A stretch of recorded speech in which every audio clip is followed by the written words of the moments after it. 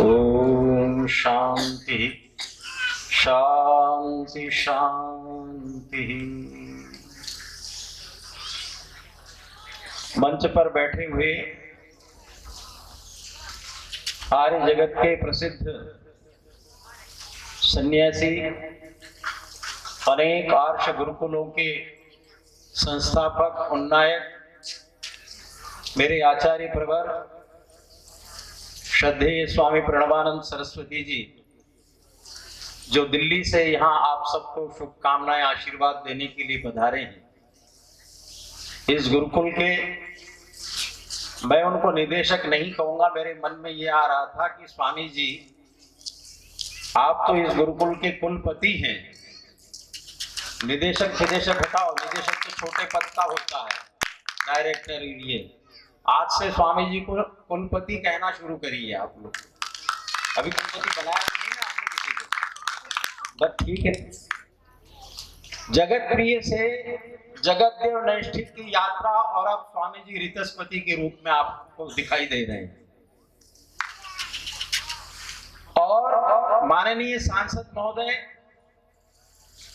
जब पधारे यहाँ दर्शन सिंह चौधरी जी, तो मुझे नहीं लगा कि कोई सांसद है। मैं सोचा कि कहीं किसी आश्रम के कोई भक्त पधारे हैं। एक बार जोरदार तालियां हमारे चौधरी साहब के लिए। सचमुच में मैं पहली बार देख रहा हूं किसी सांसद को, किसी नेता को। बहुत नेताओं के साथ काम किया मैंने, शीला दीक्षित जी मुख्यमंत्री दिल्ली, और शिक्षा मंत्री, कई सारे लोगों के साथ। उनका तो मजमा ही अलग होता है। अरे छोटा सा सरपंच भी अपने आप को ऐसा दिखाता है कि मैं भारत का प्रधानमंत्री मैं ही। उनकी शालीनता, उनकी विनम्रता। और अभी दीपक प्रज्वलन हो रहा था, उस समय ये कह रहे थे कि स्वामी जी आप दीप प्रज्वलाओ, मैं तेल डालता रहूंगा। क्या बढ़िया बात कही इन्होंने। अभिधा, व्यंजना और लक्षणा में बहुत सारी बात कह दी। हमारे योगेंद्र जी जो इस गुरुकुल के स्नातक है और देश देशों में जाकर के आर्य समाज और ऋषि दयानंद का प्रचार करते हैं। आचार्य सत्य सिंधु ने अपना सारा जीवन इस गुरुकुल के लिए तन भी समर्पित कर दिया, मन भी और धन भी समर्पित कर दिया। पूरा परिवार बैठा है यहाँ। जोरदार तालियां उनके लिए भी। वही विनम्रता, वही शालीनता उनके अंदर दिखाई देती है। और मंच पर बैठे हुए सभी सन्यास्तगण, विद्वज्जन, मातृशक्ति, धर्म प्रेमी सज्जनों, आज इस गुरुकुल का 113वां वार्षिकोत्सव, इसकी आज शांति पाठ और पूर्णाहुति हो रही है। मैं तो आज माननीय सांसद महोदय से कुछ प्रार्थना कर रहा हूं। आपने कहा कि तुम दीपक जलाओ, मैं इसमें तेल डालता रहूंगा। इस वचन की सार्थकता कब होगी? मुझे याद है 1977 में, 76 में मैं इस गुरुकुल में आया था, बचपन में 6ठी कक्षा में। स्वामी जी बीए करके आए थे। जगत प्रिय उस समय कहलाते थे, बड़ी कक्षा में थे, हमको पढ़ाते थे। और ये जो सड़क है, ये सड़क इतनी बेकार है कि यहाँ चलना मुश्किल होता था। 1977 की बात कर रहा हूं। भारतीय जनता पार्टी के, और जिनके प्रति मेरी बहुत आस्था है, माननीय गौरीशंकर कौशल जी के लिए। आज वो भौतिक शरीर से हमारे बीच में नहीं है, लेकिन उस जैसा नेता मैंने नहीं देखा। मैं उनके घर गया हूं, उनसे आशीर्वाद लेता रहा हूं जब जब भी इधर आया हूं। जैसे धौत वस्त्र पहन करके, शुभ्र वस्त्र पहनकर, वैसे भीतर से भी वो व्यक्ति बिल्कुल शुद्ध पवित्र था। वो 1977 की घटना में आपको बता रहा हूं। ये सड़क का निर्माण नहीं हो रहा था, कितनी परेशानी होती थी आने के लिए कि बच्चों को थोड़ा शांत करो। ये जमाने के जो आचार्य जी, आप बच्चों को थोड़ा शांत करो। तो एक बार एकदम अचानक सूचना आई गुरुकुल को कि माननीय कौशल जी यहाँ गुरुकुल में आ रहे हैं। और शायद स्वामी जी को याद होगा, ऋतस्पति जी को, स्वामी जी ने कोई आपने वो जो विद्यालय है वहां पर एक संस्कृत की वो हमें याद करवाया था, हे विभो आनंद सिंधु और स्वागतम त्वदीयम कुर्म, ऐसा। और किसको लेकर के आए थे वो? मध्य प्रदेश शासन के पीडब्ल्यूडी सरकार के माननीय जबर सिंह जी को। अब तो शायद नहीं रहे वो, और कौशल जी भी नहीं रहे साहब। उनके आने से पहले ही रोड बन गया। हम तो इतने खुश हो गए, मैंने कहा मंत्री जी को धन्यवाद तो बाद में देगा, गुरुकुल परिवार ये इतनी बड़ी। और मैं आपसे फिर से निवेदन कर रहा हूं, अब माननीय सांसद जी को पकड़ रहा हूं मैं, तेल डालना नहीं है। ये जो आपको फंड मिलता है, अब पता नहीं 5 करोड़ या 10 करोड़, पता नहीं कितना मिल रहा है, हर साल मिलता है मेंबर पार्लियामेंट को। मैंने कई लोगों से प्रेरित करके कई जगह जगह हमारे महाराष्ट्र के केंद्र में आपकी बीजेपी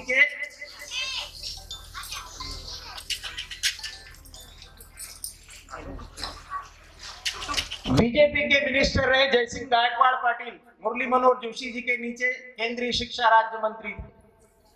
उन्होंने कई गुरुकुलों के अंदर सांस्कृतिक भवन बनवाए, पूरे महाराष्ट्र की भीड़ जिले में जाकर के देखो। मैं आपसे निवेदन करना चाहता हूं माननीय चौधरी साहब, ये जो गुरुकुल दिखाई दे रहा है आपको, इसको अकेले एक व्यक्ति अभी सींच रहे हैं और वो स्वामी रितस्पति जी महाराज है। कभी आपने आकर के ये पूछना चाहिए कि स्वामी जी आपको क्या तकलीफ है, बताइए। आप आते हैं, बहुत अच्छी बात है, समय देते हैं गुरुकुल को, आपको पूरा जिला याद करेगा कि नहीं करेगा, लेकिन ये जो भगत सिंह और राम प्रसाद बिस्मिल जैसे ये ब्रह्मचारी बैठे हैं ना, ये यावत जीवन आपको याद करेंगे कि हमारा लोकसभा का नेतृत्व करने वाला कोई व्यक्ति था। और मैं आपको ये बात इसलिए कह रहा हूं कि आपके स्थिर निधि से, सांसद निधि से एक गुरुकुल के लिए कल्चरल भवन बढ़िया बनवाइए, सांस्कृतिक भवन बनवाइए। यहाँ पर स्वामी जी को आश्वस्त करिए कि ये जो पंडाल दिखाई दे रहा है, अब अगले साल पंडाल नहीं होगा, इसी बाउंड्री को बढ़िया बनाएंगे और यहाँ 1000, 2-3 हजार आदमी बैठेगा और वो बिल्कुल बहुत बढ़िया रेडीमेड होगा, कोई कमी नहीं होगी। माननीय चौधरी साहब, आप काम कर सकते हैं, करवा सकते हैं, ये काम आज स्वामी जी के लिए आप करके जाइए। काम बड़ा नहीं है, आप 2-4 लोगों को भी मोटिवेट करेंगे तो स्वामी जी दर दर, ये देखो यहां भी रसीद रखी हुई है, अभी कोई 500 दे रहा है, कोई 1000 दे रहा है, कोई 21,000 दे रहा है, और महात्माओं के चित्र लगाने के लिए 2,500 रुपए का दान मांग रहे हैं। वो तो होना ही चाहिए ताकि इस गुरुकुल के प्रति सबकी आत्मीयता हो। महात्मा गांधी इस देश की आजादी के लिए लड़ते रहे और घर घर जाकर के लोगों से मांगते थे, मुझे 25 पैसे का योगदान दो केवल। घनश्याम दास बिड़ला जी ने कहा कि महाराज क्या कर रहे हो आप, ये 25-25 पैसे मांग रहे हो, कितना पैसा चाहिए आपको? मुझे अकेले व्यक्ति, मैं दूंगा आपको, क्या काम करना है? गांधी जी ने कहा नहीं, 25 पैसे का योगदान उस समय की बात है, मैं इसलिए लोगों से मांग रहा हूं ताकि लोगों को ये पता चले कि भारत को जिस दिन स्वतंत्रता मिलेगी उस दिन हर व्यक्ति ये कहेगा कि मैंने भी इस देश की आजादी के लिए अपनी आहुति दी। इस देश के अंदर बड़े बड़े विश्वविद्यालय खुले, महर्षि दयानंद के अनुयायी स्वामी श्रद्धानंद ने उस जमाने में 1902 में गुरुकुल कांगड़ी बनाई, जिस समय पढ़ने पढ़ाने का अधिकार किसी को नहीं था। भारत का वो पहला शिक्षा शास्त्री है मित्रों, जिसने हिंदी के माध्यम से सारे विषय पढ़ाने का निर्णय लिया।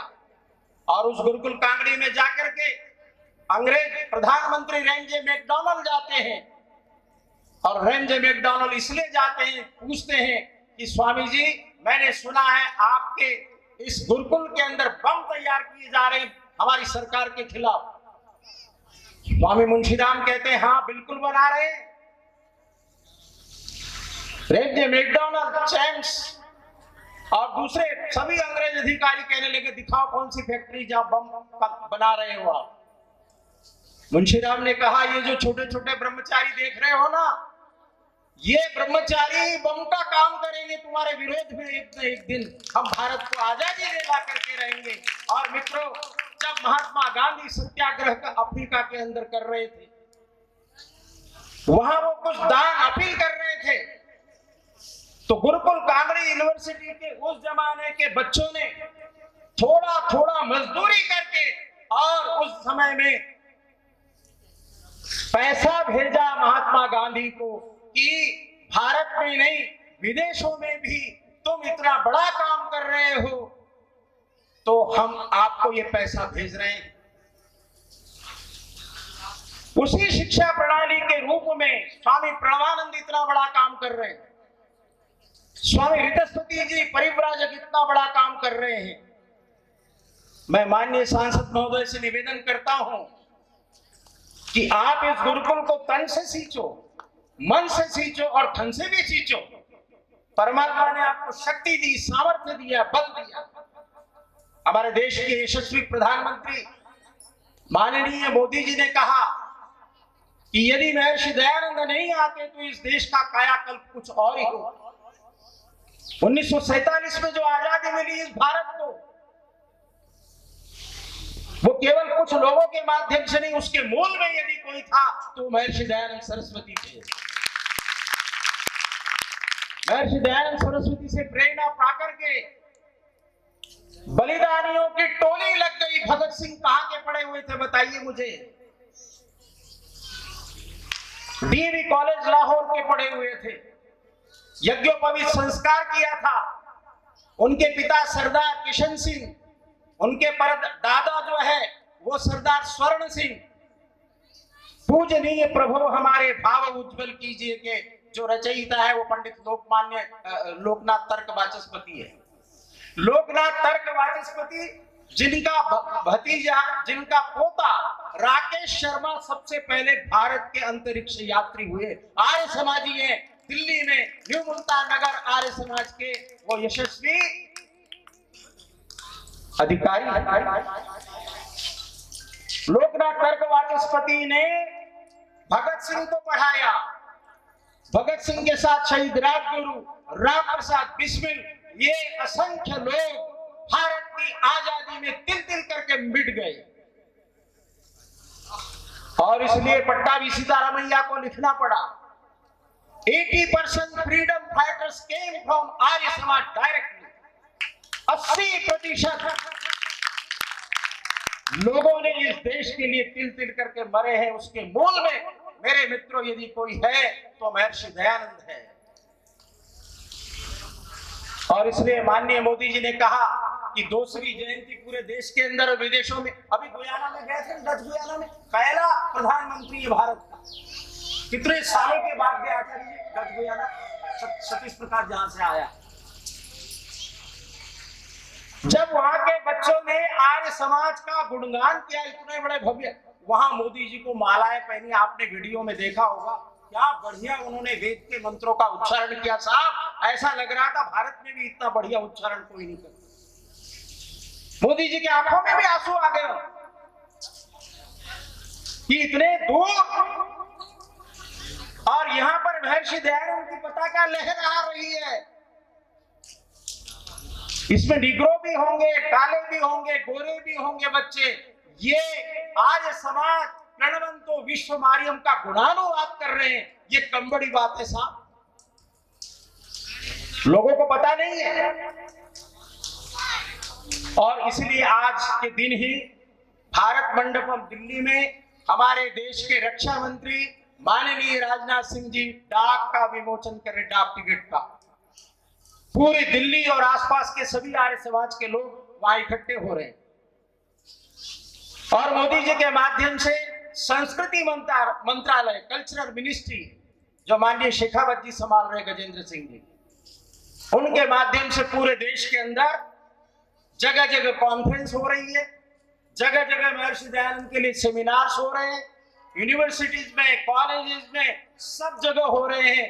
मैं माननीय सांसद महोदय से निवेदन करना चाहता हूं, उन्होंने जो एक निर्णय लिया हुआ है उस निर्णय को आप कह के दीजिए कि जिस जिले का मैं प्रतिनिधित्व कर रहा हूं उस जिले में भी मैंने एक गुरुकुल के लिए बहुत बड़ा काम किया है, बहुत बड़ा काम किया है।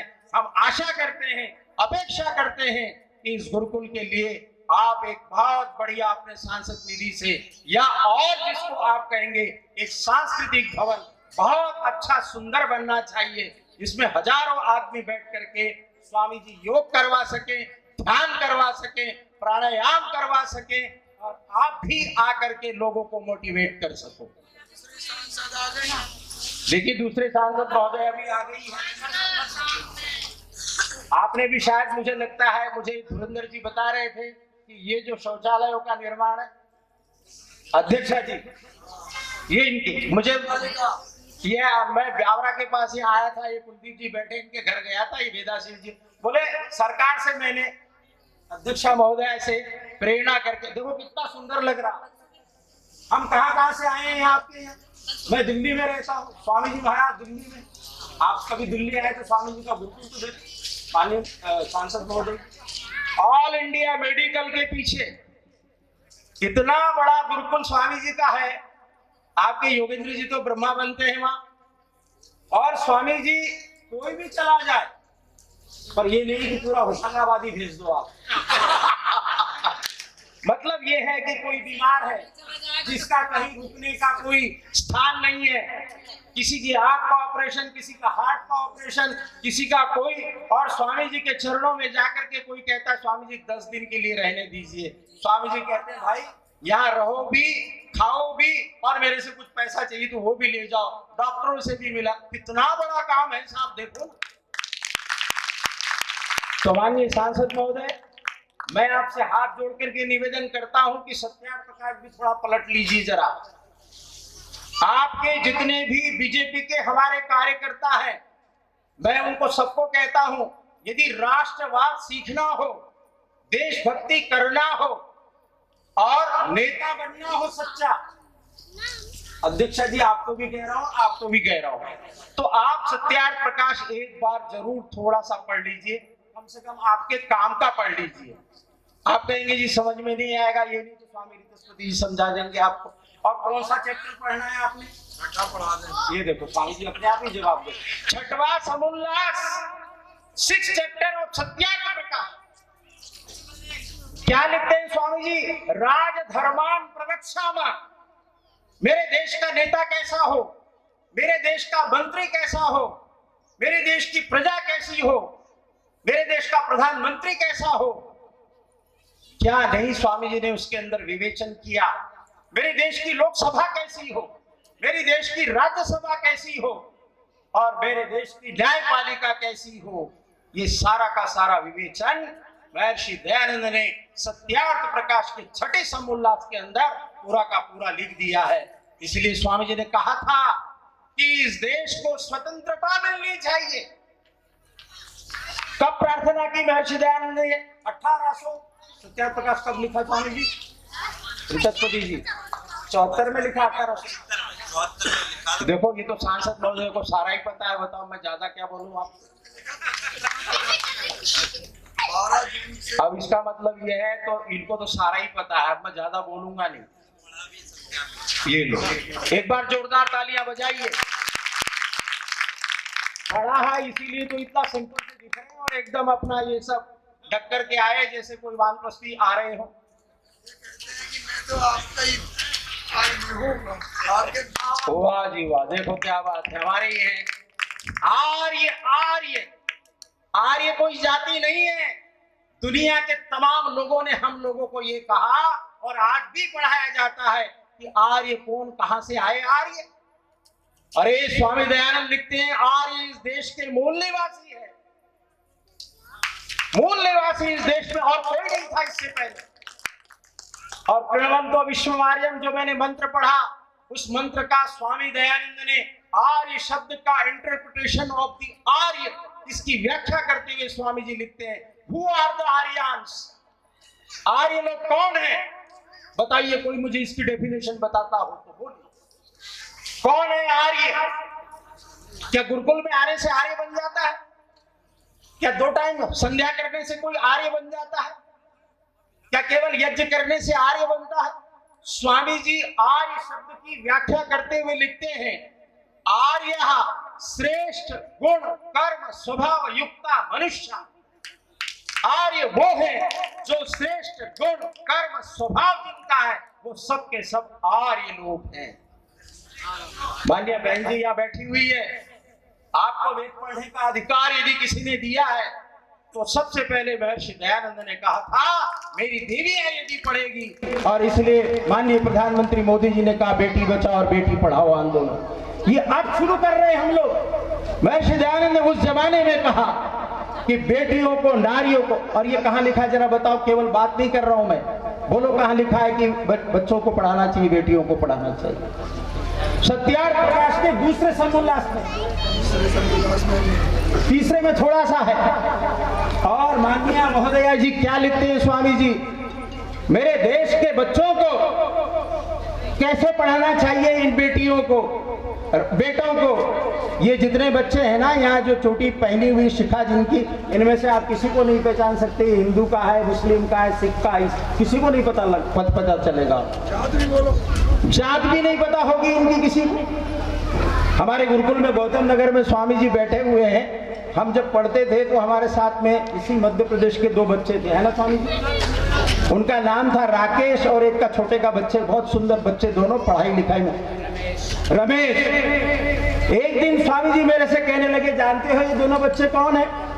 मैंने कहा नहीं स्वामी जी, तो राकेश है और ये रमेश है, मैं उनको पढ़ाता भी था। बोले ये मुस्लिम परिवार के बच्चे हैं प्रिय, इनको शुद्ध करके और मैं इनको पढ़ाया, ये स्नातक भी बन गए और शायद इसी मध्य प्रदेश के पता नहीं सतना या कहां के रहने वाले थे, पता ही नहीं चल रहा, पूरा बच्चा ग्रेजुएट बन के जा रहा है। इसलिए महर्षि दयानंद रखते हैं चाहे राजा का बेटा हो, चाहे रंक का बेटा हो, सबको तुल्य वस्त्र खान पान दिए जाने चाहिए, सरकार की तरफ से दिए जाने चाहिए। और जो ये नहीं कर सकता है वहां एक शब्द और बड़े मार्मिकता के साथ लिखते हैं, वो इसमें जाति नियम होना चाहिए या राज नियम होना चाहिए कि जो अपने बच्चों को, बेटे और बेटियों को पढ़ने के लिए नहीं भेजता है उसको जाति से बहिष्कृत कर देना चाहिए। कितनी कठोरता से महर्षि दयानंद लिखते हैं, उस जमाने में लिखते हैं। आज पहली कक्षा से लेकर 14 तक free compulsory education should be होनी चाहिए। 1 से 14 साल सारे बच्चों को निःशुल्क शिक्षा देनी चाहिए। भारत सरकार अब नियम बना रही है, लेकिन मेरे ऋषि ने आज से इतने सालों पहले ये बात कही है। मैं माननीय महोदय से फिर से निवेदन करता हूं, आपसे दिल्ली में मिलेंगे, आपको ले चलेंगे गुरुकुल गौतम नगर और बड़े बड़े कार्यक्रमों में।